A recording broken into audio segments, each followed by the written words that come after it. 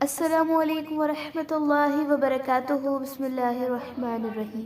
ऐं आईंदा तूं कंहिं बि कम बाबति ईअं न चवंदो कर त आऊं उनखे सुभाणे ज़रूर कंदुसि, मगर ईअं चवंदो कर त जेकॾहिं अल्लाह चाहियो त आऊं कंदुसि, यानी इंशा अल्लाह चवंदो कर। ऐं जॾहिं ईअं चवण विसरी वञेई त यादि अचण ते यकदम पंहिंजे रब खे यादि कंदो कर ऐं चवंदो कर त उम्मीद त मुंहिंजो रब इन खां बि वधीक कामयाबीअ ऐं हिदायत जे रस्ते ॾांहुं मुंहिंजी रहनुमाई कंदो। ऐं ॿुधंदड़ ॿुध त उहे यानी असहाबे कहफ पंहिंजे गार में 300 साल ऐं 9 ॿिया साल रहिया, यानी कुल 309 साल उन हालत में रहिया। ऐं खेनि चयो त उहे जेतिरो बि रहिया उन खे अल्लाह चङी तरह ॼाणे थो ऐं उहो ई आसमाननि ऐं ज़मीन जा गुझ ॼाणे थो। ऐं हू कहिड़ो न अजीब ॾिसंदड़ ऐं ॿुधंदड़ आहे। ऐं जेको कुझु ज़मीन ऐं आसमाननि में आहे उन्हनि जो अल्लाह खां सवाइ ॿियो को बि मददगार न आहे। ऐं न वरी हू पंहिंजे हुकुम यानी बादशाहीअ में कंहिं ॿिए खे भाङे भाईवार या शरीक करे थो। हू अकेलो ऐं यकता पंहिंजी कुदरत, इल्म, हिकमत ऐं दानाईअ सां सॼी काइनात जो निज़ाम संभाले थो। ऐं मोहम्मद सल्लल्लाहु अलैहि वसल्लम तूं पंहिंजे रब जी किताब मां जेकी तोॾां वही कयो वञे थो उनखे पढ़ंदो कर या उनखे जीअं आहे तीअं ॿुधाईंदो कर। संदसि हुकुमनि खे को बि बदिलाइण वारो न आहे। ऐं जेकॾहिं तो कंहिं जे लाइ उन में फेरफार कई त तूं बि हरगिज़ उन खां सवाइ ॿी का पनाह जी जाइ न लहंदे।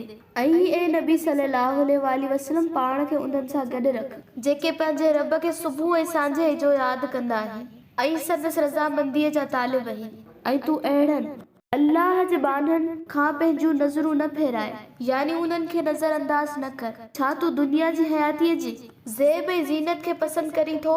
ऐं तूं के अहिड़े माण्हूअ जी अतात न कर जंहिंजी दिलि असां पंहिंजी यादि खां गाफ़िल करे छॾी आहे, ऐं उहो जेको पंहिंजी ख़्वाहिश नफ़्स जो मुरीद आहे ऐं जंहिंजो मामिलो हद खां लंघियल आहे।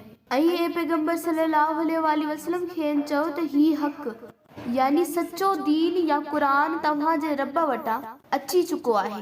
हाणे जंहिंजी दिलि चाहे सो मञे ऐं ईमान आणे ऐं जंहिंजी दिलि न मञे सो भले मुनकर थिए, लेकिन न मञंदड़ खे पंहिंजो अंजाम मालूम हुअणु घुर्जे त बेशक असां अहिड़नि ज़ालिमनि लाइ बाहि तयारु कई आहे जंहिंजा शोला यानी उल्ला या पर्दा उन्हनि खे चइनी तरफ़ां खां वकोड़े वेंदा।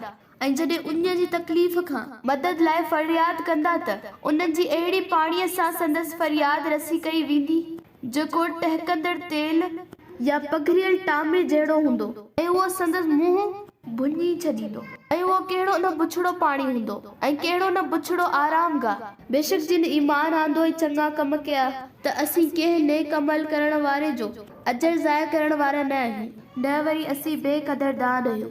उन्हनि भलारनि बाननि लाइ हमेशह रहण वारा सदा बहार बाग आहिनि ऐं उन्हनि जे हेठां नहरियूं वहंदड़ हूंदियूं ऐं उन्हनि खे उन जन्नत में सोन जा कंगण पाराया वेंदा ऐं नाज़ुक सनड़ी ऐं थुल्ही रेशम जा सावा वॻा पहिरींदा।